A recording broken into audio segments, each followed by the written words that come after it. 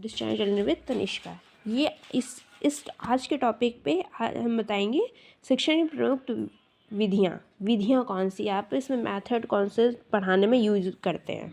तो विधियाँ जो है ये शिक्षण उद्देश्य की सफलता के लिए विधियाँ बहुत आवश्यक है ना।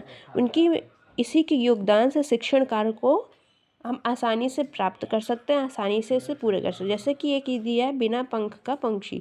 यदि अगर शिक्षण विधि नहीं होगी तो हम शिक्षण के उद्देश्य को प्राप्त नहीं कर सकेंगे। तो ये हो गया। फिर इसमें विधियाँ कौन कौन सी? व्याख्यान विधि, योजना विधि, प्रयोगशाला विधि, खोज विधि, पाठ्य पुस्तक विधि और पर्यटन विधि। तो ये सब आपकी विधियाँ हैं, ये विज्ञान में भी काम आएगी यही, और आपका जीव विज्ञान में भी यही काम आएगी। फिर आता है व्याख्यान विधि। व्याख्यान विधि सबसे प्रचलित है, ये प्रचलित विधि है। आज भी हमारे देश में अधिकांश यही ज़्यादातर व्याख्यान विधि काम आती है। इसमें शिक्षक जो है वो बोलता है और बच्चे सुनता है। तो ये एक शिक्षक केंद्रित विधि हो गई। ये वन डे ट्रैफिक के समान कार्य करती है कि टीचर बोल रहा है और बच्चे सिर्फ सुन रहे हैं। तो ये इसके गुण है, ये एक सरल विधि है। इसमें यंत्रों और उपकरणों के प्रयोग नहीं किए जाते। इसमें जो शिक्षक है वो अपने ज्ञान से ही बच्चों को प्रभावित करता है। इसमें धन की बचत होती है और ये पाठ्य पुस्तक की तुलना में पाठ्य वस्तु की तुलना भी की जा सकती है। तो इसके दोष क्या हैं?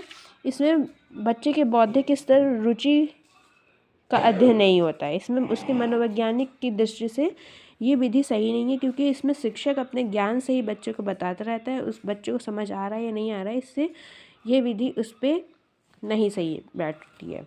ठीक है। फिर दूसरी विधि आती है आपकी योजना विधि। योजना विधि में ये किलपैट्रिक्स ने इसको सर्वप्रथम योजना इसकी दी थी। ये योजनावाद पे इसमें रहता है। ये विधि जो है बालक की क्रियाशीलता पर प्रदान की जाती है। इसमें विशेषताएं हैं कि ये बालक कार्य करने की स्वतंत्रता होती है। इसमें बच्चे खुद करके सीखते हैं। ठीक है। योजना विधि प्रोजेक्ट मेथड, जो बच्चे प्रोजेक्ट बनाते हैं वो अपने मन से बनाते हैं ना, अपने मन से खोज करके उनको पहले खोजते हैं फिर वो कार्य करते हैं। ये एक प्रोजेक्ट मेथड हो गया। फिर आपका लेबोरेटरी प्रयोगशाला विधि तो बहुत इंपॉर्टेंट है। आप अगर बायो के लिए लिख रहे हैं और जीव विज्ञान के लिए लिख रहे हैं तो प्रयोगशाला विधि एक सबसे अच्छी है। ये छोटे सूक्ष्म से बड़े की ओर, मतलब ज्ञान से अज्ञात की ओर ले जाते हैं। करके सीखो, है ना। इसका उद्देश्य क्या है? करके सीखो। बच्चे इसमें करके सीखते हैं। प्रयोगशाला में वो छोटी छोटी चीज़ों को सीखते हैं और उनके नियमों और सिद्धांतों के बारे में जांच करते हैं और अपनी जो समस्या होती है उसको दूर करने के लिए ये प्रयोगशाला विधि बहुत उपयोगी है।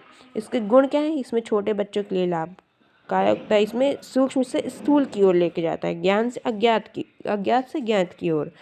ये इसमें सिद्धांत पे ये आसानी से, जो कठिन विषय है वो उसको आसानी से आप दिखाकर लेबोरेटरी के माध्यम से आप उसको पढ़ा सकते हैं। इसके दोष क्या है कि ये विधि थोड़ी खर्चीली है ना।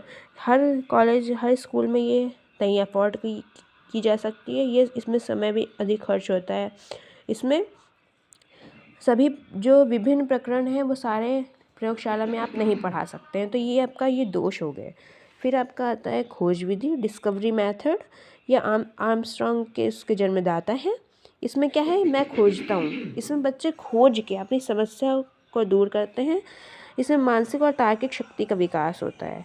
ठीक है। इसमें कर की भावना सीखने, मतलब कर के सीखने की भावना इसमें विकसित होती है। इसमें विज्ञान के प्रति, जीव विज्ञान के प्रति रुचि पैदा होती है।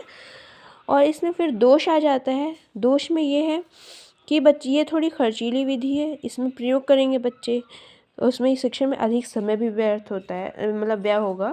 व्यर्थ नहीं, क्योंकि वो सीखेंगे, अगर करेंगे तो सीखेंगे, तो व्यय कह सकते हैं, व्यर्थ नहीं। ठीक है। फिर आपका दूसरा आता है पुस्तक टेक्स्ट बुक मेथड। इसमें ये सबसे प्राचीन है। इसमें बच्चे आराम से पढ़ते हैं, उन्हें जो नहीं आता है वो घर जाके भी पढ़ सकते हैं। तो ये टेक्स्ट बुक मेथड एक अच्छा है, ये अभी भी चल रहा है, पहले से भी चलता आ रहा है। तो ये सीखे गए ज्ञान की पूर्ति के लिए उपयोग लाए गए महत्व की अधिक बढ़ावा देता है। घर जाके वो गृह कार्य आसानी से कर देता है। उससे कोई भी समस्या आती है तो वो बुक की सहायता ले सकता है। इसमें जो है अच्छे उदाहरण दिए हो, चित्र बने हो, तो बच्चे और मन लगा के पढ़ते हैं। दोष क्या है कि कुछ बच्चे जो होते हैं वो पाठ्य पुस्तक को रट लेते हैं, उनमें सिर्फ रटने की प्रवृत्ति है, उन्हें सोचने, तार्किक क्षमता उनका विकास नहीं हो पाता है। तो ये अध्यापक इसमें ये वाद विवाद कराएं उसमें कि जो उन्होंने पढ़ा है उसके बारे में उनको ज्ञान कितना हुआ है, तो वाद विवाद इसमें करने की आवश्यकता रहती है। फिर आपका आता है पर्यटन विधि। पर्यटन में बच्चे इसमें घूम के देख के, जैसे कि आपका साइंस सिटी हो गया, वहाँ पे बच्चे जाके देखेंगे साइंस के बारे में, तो उनको और अच्छा लगेगा कि हाँ यहाँ पे ये चीज़ है साइंस में, इसमें इसके पीछे की तार्किक तथ्य क्या है, तो करके इसको देखेंगे तो सीखेंगे। तो ये पर्यटन विधि भी एक महत्वपूर्ण विधि के रूप में कार्य करेगी। तो और भी आपको ऐसे वीडियोस चाहिए एजुकेशनल डीएलएड से रिलेटेड, तो आप इस चैनल को सब्सक्राइब करिए। Thank you for watching.